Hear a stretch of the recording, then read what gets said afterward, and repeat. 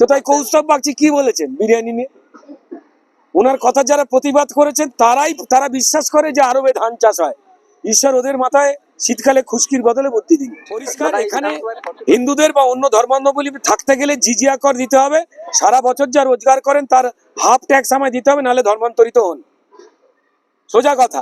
তো যাই হোক না কেন, বিরিয়ানি কোথায় হয়? বিরিয়ানির মূল উপাদান চাল, এবং চাল হতে গেলে জমিতে কত মাসের জল লাগে? মিনিমাম 3 থেকে 4 মাসের কিন্তু জল লাগে, ভালো জল লাগে। জল আছে আরবের কোন জায়গায় কোন দেশে? চাল হয় ওখানে। তাহলে যেখানে চালই হয় না, বিরিয়ানি সেখানকার তো নয়।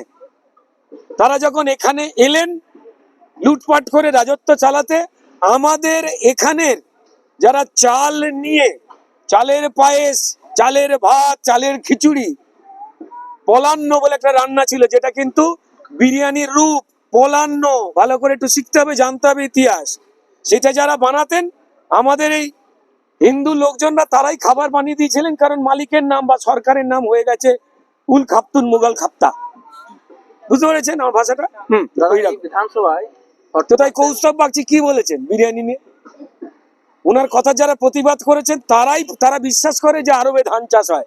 ঈশ্বর ওদের মাথায় শীতকালে খুশকির বদলে বুদ্ধি দিন। দাদা এই বিধান